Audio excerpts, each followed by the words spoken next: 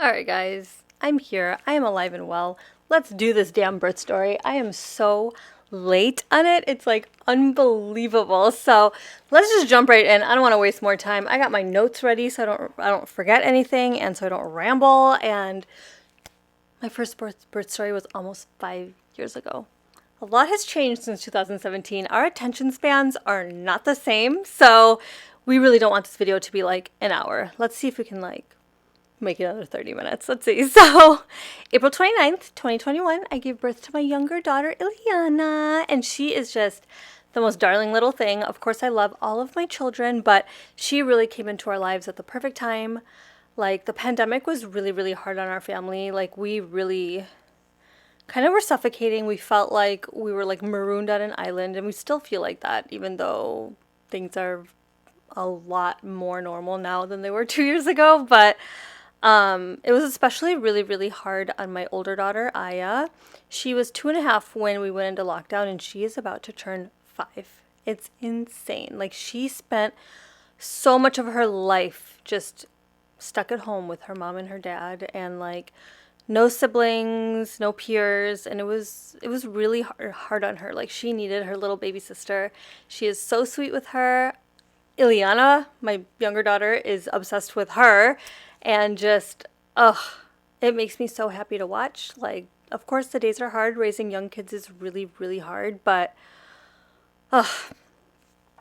this kind of put it into perspective, right? So, anyway, we just celebrated Ileana's first birthday a few weeks ago, so clearly this labor delivery story is like long, long overdue. So if you guys are new here, like I said, I have 2 girls, Aya and Ileana. But my birth experiences for each of them they were like wildly different. It's insane. So I have Aya's birth story right here or here. I don't know where it links now because I'm like YouTube clueless now. Cliff Notes version, I gave birth almost a month early the first time. I gave birth in my 36th week because I had PPROM, which is preterm premature rupture of membranes, aka my water broke early. It was trickling for a few days, so I finally took myself to labor and delivery just to like make sure it wasn't my water. But it was, and they didn't even let me go home to get my things or dry my hair. I was admitted, induced, and I gave birth later that night. So it was definitely super unexpected, but thankfully like nothing went left. Like, I had a lovely birth experience. There was nothing traumatic about it. I actually really enjoyed that experience, even though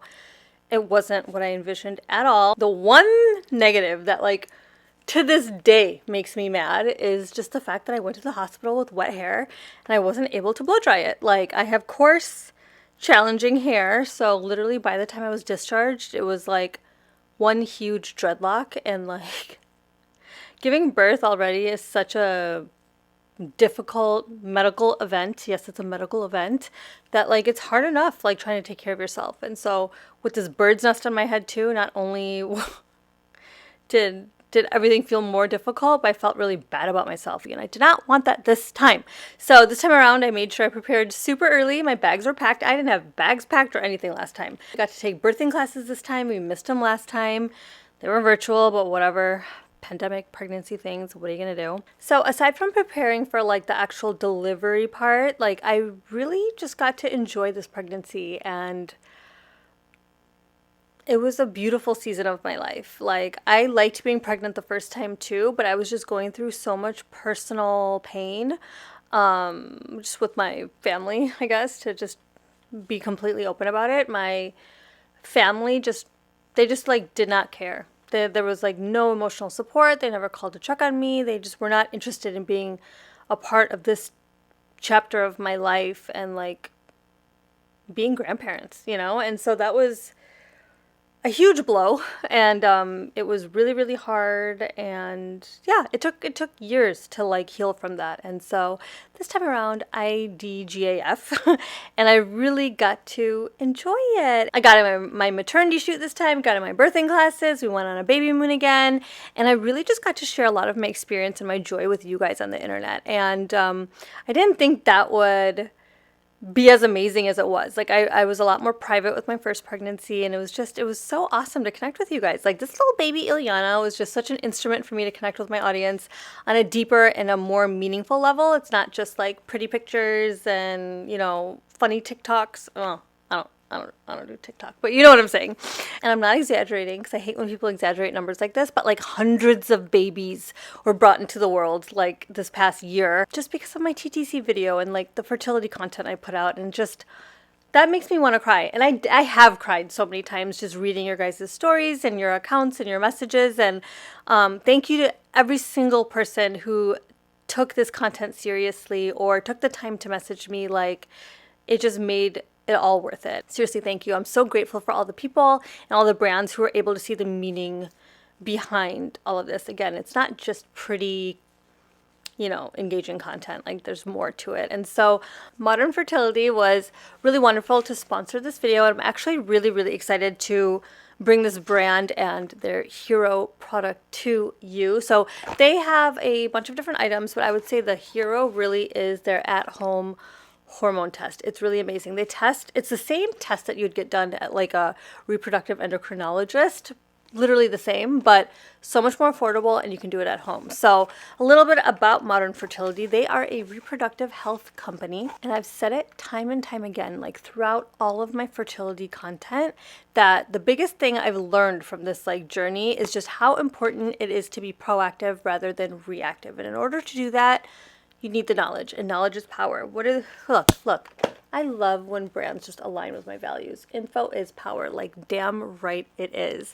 So, like I said, these are the same hormone tests that are offered by reproductive endocrinologists, but for a fraction of the cost, which I'm sorry, in this country, that is huge. There are so many people that don't have insurance or whose insurance doesn't cover these kinds of like elective fertility tests. So understanding our bodies and our health absolutely should not be considered a privilege, but it just is what it is right now. I mean, proactive fertility hormone tests at the doctor can cost upwards of $1,500, but for $159, and I do have a discount code, it's below in the description box, but for $159, Modern Fertility gives you access to the same information that allows you to be proactive and plan ahead. I mean, we plan diligently for all of the big milestones in our lives, like marriage or schooling or career or buying a home. Having children should be just as intentional and thought out. And I'm sorry, not just having children, but our reproductive health. And I'm sorry, but again, time is also a privilege. Not everyone has the luxury to take off work to go to doctor's appointments. So I'd love that you can take this test at home and you get your results in 10 days. You'll learn all about your eggs and your ovarian reserve, your thyroid levels.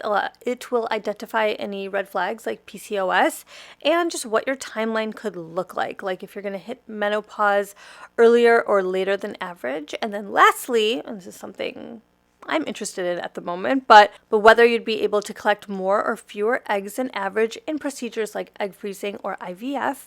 Egg freezing is something I've really been thinking about this whole past year. I go back and forth constantly on whether we want more children or not, or if 2 is our magic number. But, I'm 35 now with a baby. Like, I'm not ready for another baby right now. So, by the time I do feel ready, if I do, I'll be close to 40, if not like past 40. I really love the idea of kind of creating insurance for myself and freezing my eggs should I ever need any kind of help down the road. And so, of course, younger eggs are always preferred. So this test needs to be done on cycle day 3, which is the 3rd day of your period. But my period actually just came back like earlier this month. So I will wait until next month to finally take the test and mail it in. But I swear, my period returned exactly a year postpartum with both of my babies. It's like the universe knew that I have no business having like Irish twins in my life. Anyways, I'm rambling. So my goal is always to empower you ladies. And I hope like the information and experiences I've shared over the past like 2 years have done just that. But yeah. If you're interested in taking the Modern Fertility Hormone Test, you can get $20 off with my code, which is linked below in the description box. All the hugs and all the love for all of you. So let's get back to my birth story because I am such a rambler. This is why I have notes. So since I was induced with Aya in my 36th week, I never got to experience the last final weeks of pregnancy. I never knew what natural labor felt like. We never had that movie moment of like, grab the bags, the baby's coming. Like I never had that moment. So like I really didn't know what to expect. And also my OB like always told me ever since my postpartum appointments with Aya that like since she came early, all of my subsequent pregnancies would all deliver early too. So I was like ready at 36 weeks, like bags packed by the door, like ready to go. So I timed my contractions and I had a few false alarms, which was like so frustrating. I feel like that rule of like every 4 minutes for at least an hour is kind of BS because that happened a lot. But, you know, like I would go to labor and delivery. They would hook me up to the monitors. I would stay all night and then they'd send me home at like 6 a.m. So I'd be like miserable. And it was just really frustrating. And it wasn't that I necessarily wanted to have her early, but it's like when you think it's time and then you sit there like all night and then you find out it's not time, it's like, oh my God, what a waste of time. I didn't really do any of like the old wives' tales to hurry things up. The only thing I really did was I ate a lot of dates in my last few weeks. I would eat like, I don't remember, but I ate like several of them a day. But that's not even really an old wives' tale. Like that is actually like proven to soften the cervix. So I thought that was pretty cool. The more you know. But yeah, at my 39-week appointment, I had my OB do like a membrane sweep, and I also scheduled an induction. Like I was just over it by that point, but I scheduled it for like the day after I would turn 40 weeks to just still give myself a chance. There was something about going like past term that made me feel uneasy. There's no like logical explanation why, but I just like really did not want to go into like my 41st week and definitely not my 42nd week. Like something about that just scared me. My membrane sweep, yeah, it was kind of aggressive. And I remember having some like pains and like cramping after it, but nothing crazy. It was just like lightning crotch, I guess. Yeah, I want to say I had a little bit of like bloody show, or maybe it was my mucus plug. I'm not sure. But yeah, no action that night. And then the next day, after Wasim got off of work, we just went on like a family walk around the neighborhood. I think we walked like at least a mile. I mean, we walked for a while, but by the time we got back, like my lower back was just killing me. Like I was just in a lot of like pain. I felt really drained. And so after dinner, I just like soaked in like a little magnesium salt bath, which by the way, I recommend buying like salts in bulk at like the beginning of your pregnancy because I use those salts like every day. They really helped like soothe my body. My omen, my personal labor omen. I washed my hair that night. And I should have known what would follow next. Like seriously, I should know by now. How would I know? This is my second time, but you know what I mean. So physically, like the bath did not make me feel any better. So I just like plopped into bed. I was just so achy. Like it wasn't really pain. It was just achy. I felt so run down and just, I wanted a massage so bad. At like 1 a.m., I like begged Wasim, like, please, can you push on my back? Can you give me a little massage? So he did. And yeah, like, I don't know what labor is supposed to feel like. So my aches were just like kind of getting worse. My belly was tensing up, but I just figured there were more like practice Braxton Hicks contractions like that I've been having like the last couple weeks. I kept like groaning in pain, and Wasim was like shushing me. He's like, you're gonna wake up Aya. He was like getting annoyed with me. Either that I was gonna wake up Aya or that like, listen, like you need to go to the hospital. Stop being stubborn. But I was being stubborn. Like I really did not want to go to the hospital. I was like, I'm not driving 30 minutes for them to just look at me all night and then send me back home. Like it's so exhausting. And when I'm already this exhausted, like I really don't want to go. And I would have to drive myself because like, we're not going to drag Aya out, like, in the middle of the night. We can't leave her home alone. And I, like, did not want to call our nanny to come over unless it was, like, for sure time. Because, you know, like, the last time I had, like, a false alarm, Wasim and Aya were just stuck in the lobby, like, the entire day. Because of COVID, like, no one was allowed allowed to come upstairs unless you're, like, officially admitted, and even then it was probably only like one support person, but either way they didn't allow children anyway. So eventually I was like, all right, fine, let me blow dry my hair, then I can assess like what I need to do. Like I refuse to go with wet hair again, so I pull out my little Revlon volumizer, which usually I can dry my whole head with in like 10 minutes, but my contractions were getting so freaking painful. I kept stopping like every 20-30 seconds. Like I would be like bzz, and then I would like hunch over on the floor and just try to breathe through it. It was so hard. And like Wasim was seriously getting pissed by this point. He's like, F your hair, like who cares? I care. You don't understand. You have straight hair. whatever. But he was just like, no, I'm making the executive decision. I'm texting the nanny, and like as soon as she's here, we're gonna go. I like went back and checked the timestamps last night, and he literally texted her at 2:21 a.m. Thank God she checked her phone in bed, because I don't know if I would have made it if she didn't leave when she did. She literally was like out the door within 8 minutes. I had to give up drying my hair. Like, my contractions are right on top of each other at this point. I couldn't speak. I couldn't move. The only time I could do either of those things was like in between contractions, but there was literally like no time at this point. They were literally just like on top of each other. It was so painful. No relief at all. I like stumble out of the bathroom, and I like, again, like the way I was like kind of like hunching over on the floor, I like kind of fell over onto the bed to like brace myself, and I heard a pop in my lower back. Like literally, yeah, it sounded kind of like, I don't know how to make the sound, but I heard and felt a pop in my back. So I'm pretty sure that was like my water breaking. I was so like completely overwhelmed, overstimulated, that like I couldn't even think about or let it register if like my pants were wet or anything. Like, I have no idea if like fluid actually came out. Like, I was wearing a pad anyway because of my membrane sweep, and I was like, I had a little bit of bloody show, but like, yeah,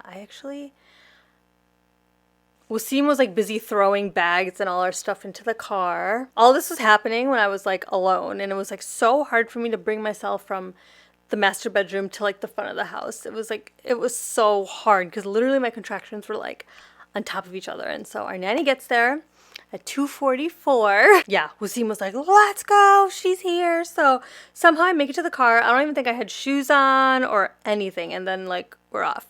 So normally in the middle of the day when I go to the hospital, like for my appointments and stuff, it takes 30 to 40 minutes. If it's rush hour, it takes like over an hour. But in the middle of the night, like when there's no traffic at all, I would say like 20 minutes. So thank God it was the middle of the night and not the middle of the day, because we would have been in so much trouble. Yeah, it's like close to 3 a.m. now, so there's no traffic, thank God. And we were on the freeway like within a few minutes, but by this point, and I kid you not, like my body was pushing the baby out involuntarily. Like I couldn't even control it at this point. Like,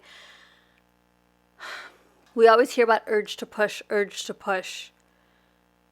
but there's also now your body is just gonna push. Like, you can't do anything about it at this point. It was like a point of no return. So it took literally all of my willpower, all of my concentration to just like hold her in. I don't know if that makes sense, because like I couldn't control the actual contractions, but somehow I was just like holding her in. Oh, it was like wild. Like, this stage of labor I would say is like inhuman. Like, I remember screaming, I remember punching the window, like anything to just get my mind off of it. Like, Wasim gave me his hand, and I swear I almost bit down on his hand, but at the last minute I like somehow was able to change my mind and I bit his sleeve. But yeah, like my body couldn't even stay in like sitting position. Like, my back just did not want to be straight. I remember I like reclined my seat, my hips were in the air, like my head was back, I was like arched, like it was like kind of like, it was scary. Like, I'm sure the visual was scary. I mean, Wasim was like low-key freaking out. I was so scared because I was like, if we have this baby on the freeway, like, we don't know what to do. Like, I don't know what to do. I don't know what to do with like an umbilical cord. I don't know what to do with like a placenta if I deliver that. I don't know what the hell to do, you know? And I was like, and Wasim definitely doesn't know what the hell to do. So like, I just had all these fears. And then I was like, is the baby in distress? Like, I don't know anything because I was in distress. The best way to compare how I was feeling, it's like I felt like a trapped animal, like just raging and just, I don't know, I can't even explain it. Just screaming and thrashing, and it's all happening like involuntarily. And I'm like normally very level-headed in stressful situations, but like I'm telling you, like it was involuntary. And then, oh my God, Wasim hit some like rumble strips on the 405, and it's like burned into my memory forever. Like, I still like wince when we go over that part of the freeway. Like, oh, I let out the biggest scream when he went over these rumble strips. Oh my God, I think I like scared him. I really could not speak. Like, if my contractions were on top of each other at home, at this point it was just one long contraction. Like, I could not speak, but somehow I was able to like blurt out two things. Like, you know, like back in the day, would make collect calls like, hey, oh my god, I'm at the mall, like pick me up at 5. Like, it was like one of those. I was like, call the hospital, make sure they have a wheelchair. No, call the hospital, make sure they know we're coming in, that they have a wheelchair ready or whatever. And then also I was like, please just like recite the Quran. Like, I was like just freaking out. I don't even know how I was able to say those two things, but like Wasim was just like loudly praying, which kind of actually made me a little bit more nervous. It kind of did the opposite of what I thought it would do. Anyway, they tell us on the phone like, oh, you know, at labor and delivery, we don't have wheelchairs to like bring up patients, so you're gonna have to go around to like the ER. I don't know, whatever. He was just like, okay, whatever, just please tell them and tell them to be ready for us. Like, we'll be there like in 2 minutes. So like we exit and he's just blowing through like every red light. Like, again, thank God there was no traffic. He was like, whatever, let the police stop us. Like, at least they can take us to the hospital. Like, we don't know what the hell to do. So we pull up at the ER and literally it's like a ghost town. Like, no one's outside. There's no cars, like nothing. So Wasim like starts honking. And two guys like run out and he's like, my wife's having a baby. And I kid you not, they were just like, oh shit. Ugh. And they like ran to like grab a wheelchair. I don't know why they weren't ready, because we called like at least twice, but anyway, whatever. But here's where like the bullshit like really started. So they opened my door. I don't have shoes on. My glasses got like spiked in the car, so they're like on the floor somewhere. Thank God I didn't break my glasses, but I remember like chucking them at some point. But I was so overwhelmed that like I couldn't speak, I couldn't open my eyes. I was literally just like a blind blob. Like, I couldn't deal. Oh my God. So they see that I'm like, I can't speak, I can't do anything, but what do? Their COVID protocol. Like, have you had any symptoms in the past 14 days? Have you been around anyone in the past 28 days? Blah, blah, blah, blah. It's like I couldn't even answer their questions. I was just like shaking my head or like, I don't know what I was doing. But even like Wasim started to get so mad. Wasim was like, are you guys freaking kidding me? And then, yeah, they all kept asking like when I'm due. I don't know why, like four different people asked. But I get it, like they wanted to make sure I wasn't like super early or anything, but yeah, Wasim was just like, she's due now, like she's almost 40 weeks, she's due now. But anyway, so my eyes are still totally closed, so I don't really know exactly where they took me, but I'm guessing like triage. And I remember like anytime I cracked my eyes open, I was under like a huge like OR light, like that you like what you see in the movies, I guess. It was like so bright. And in my mind, two things, like I really need an epidural and I need it right now. Like, that was like my second biggest concern. My biggest concern was, is the baby okay? Because I wasn't like hooked up to any monitors or anything. And like, I was in so much distress that like, how would I know if like anything's abnormal, like, you know, less movement or anything? Like, how am I supposed to know, right? And so, and I kid you not, to make things even more stressful, they all started ripping off my clothes. Like, I vividly remember like a nurse just grabbing, like I was laying on my side and like holding on to like the rail of the bed. And I like vividly remember this nurse just kind of like grabbing the waistband of my pajama pants and she just like pulls it down like over my butt or under my butt, I guess. And it was just like, whatever, it just felt really violating. Because I am that patient who's like, no male students, no male staff. Like, it's always just like 2, max 3 people in the room. And there was literally at least 20 people in this room. Like, it must have been a really slow day in the ER because every single person working was just there. But anyway, yeah, people were just grabbing at me from like all sides. They just threw like a gown on top of me to just kind of cover me. But again, like no monitors, like, you know, that belly band monitor thing, like none of that. And then like someone's like grabbed my arm to like start an IV, and it's like impossible to start an IV on me. Like, ever since I was a kid, like when I gave birth the first time, they stuck me 7 times. I went through 3 nurses because like hospital policy, each nurse only gets 2 tries. And after the 6th try, I was like, go get the anesthesiologist. So this time I somehow was able to I grabbed their arm and I was like, no, not my arm. You have to do my hand or whatever. It was like really dramatic. They put one in each hand, but then gave me no drugs, like nothing. So I just had these like useless needles that I still have a mark from, and I was so bruised from, but I was so mad. And so I was just able to be like, epidural, epidural. And like, I remember even Wasim asking, like, can she have an epidural? She needs an epidural. She's in so much pain. And I don't know who was by my legs, but they must have done like a check. I don't know. There was so much going on. I don't even know. They must have done a check, but they were like, no, like the baby's head is like right here. Like the baby is here. There's no time. And it was seriously like such a cliche, dramatic movie moment. I was like, no. Like I was devastated at this lack of epidural. Like this was like the most painful hour of my life. I could not even believe it. But everyone in the room was like really, really encouraging. I don't even know who everyone was. I honestly don't even think the OB team made it down in time. This is all in the ER, by the way. And so, yeah, everyone was like super encouraging, but still, like usually I'm like a more modest kind of patient, but it was just like a million people under this bright OR light. Oh my God. There was like a male nurse holding my hand and he was so cute. He was just like, oh my God, you're so strong. Like, you got this. You could do this. Like, he was like my hype man. Like, I loved it. He was so nice. I just kept saying, like, I can't do it. I can't do it. It hurts so bad. And then, I don't know if it was a nurse or maybe one of the ER doctors, but she was like, listen, like, the only way for this to be over is if you finish it. Like, you have to finish it. That must have lit a fire under my ass. And I was just still nervous about the baby not being on any monitors. So literally one push and she was out. Like, it's crazy. I read the doctor's notes in my portal since then, and literally all of that from the time I arrived to the time Ileana was born was 2 minutes.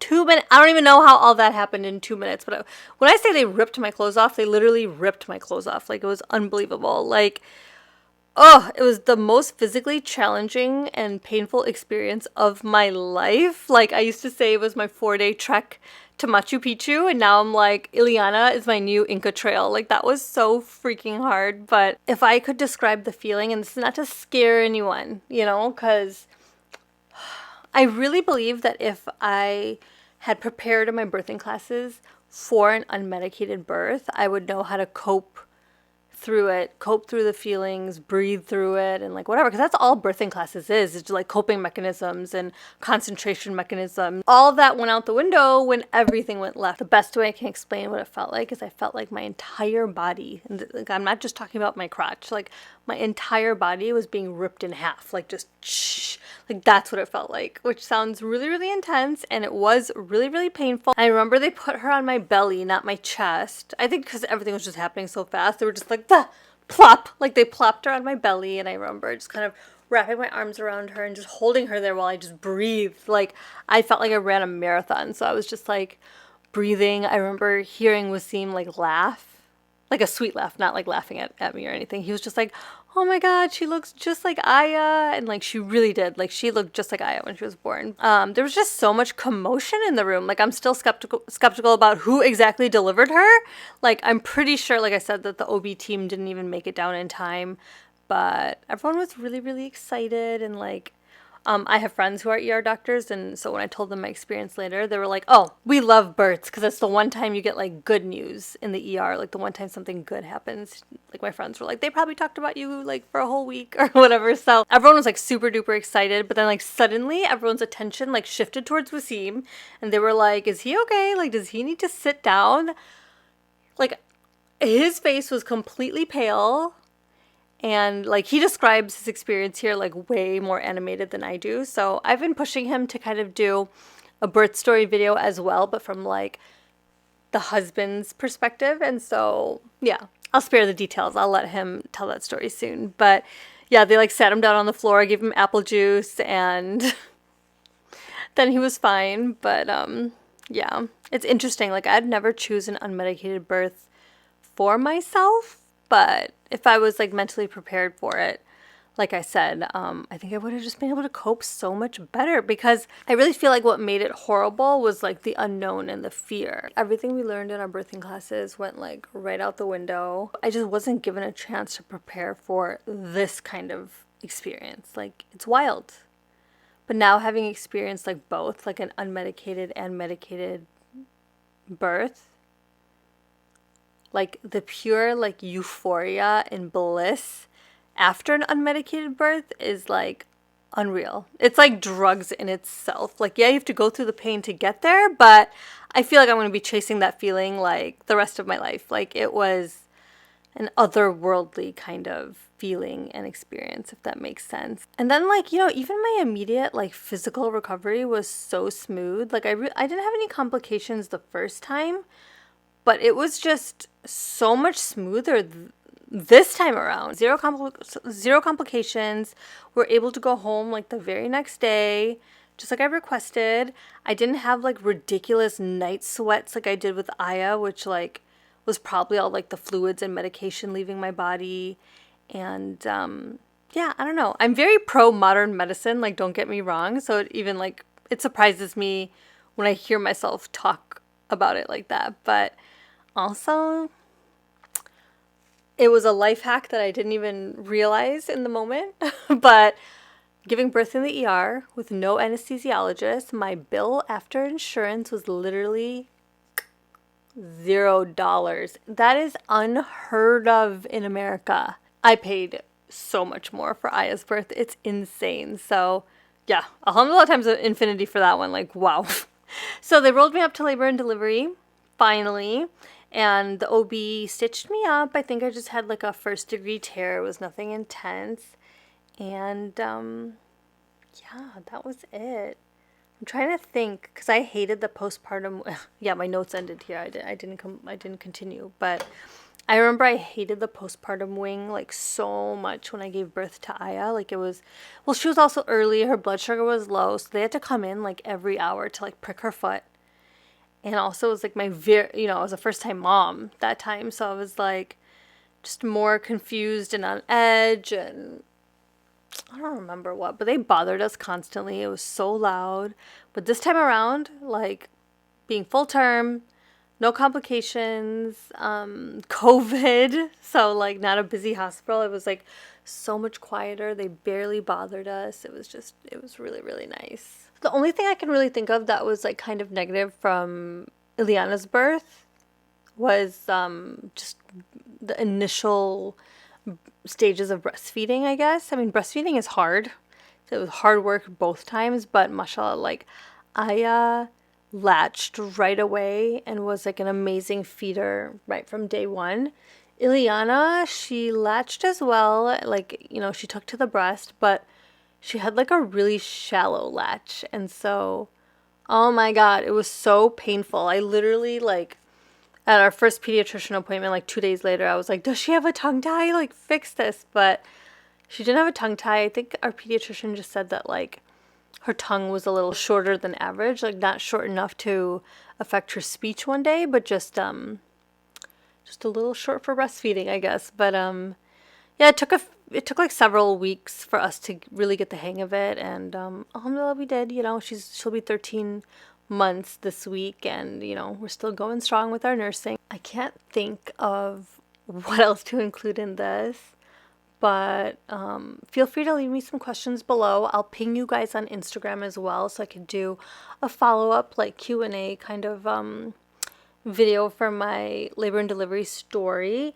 And then also, I know it's so long overdue just like this, but I do want to share what I packed in my hospital bags this time. Like, I didn't get to do it the first time, so it was important to me that I got it done this time, and it was actually like perfect. Like, I loved how prepared I was. I know my delivery was, my labor and delivery wasn't what I was expecting, but everything I packed came in handy for postpartum. I know I was there just for a day, but we were really comfortable, and I felt cozy and at home. So yeah, I'll share all that with you guys. I'm rambling now because I don't have my notes anymore. But again, thank you guys so much for all of your love and support for just throughout my life. I'm not even going to say for this pregnancy or this birth experience. Like, you guys, some of you guys have been riding with me for like over 10 years. So I appreciate you all. I love growing with you guys in age as well as experience and wisdom. And I love like the little community that we have built here. So I'll talk to you guys soon. And again, if you guys are interested in the hormone test for modern fertility, you guys can get $20 off with my code. It's below in the description box. And yeah, I'm going to take this myself next month and just kind of start at least making mental plans about like egg freezing and, you know, preparing for the future in that way. Like I said, we plan every other big life event, so why not our reproductive health as well? And this is coming from a mom of two in my mid-30s who is considered a, you know, advanced maternal age now if I do get pregnant again. But why not? I think you should be planning like in your 20s, 30s, 40s, like throughout your life, like our health needs and preventative care and proactive care like changes and evolves all throughout life. It's not just for like one portion. But anyway, I'm rambling. I love you guys, and I'll talk to you guys soon. Bye.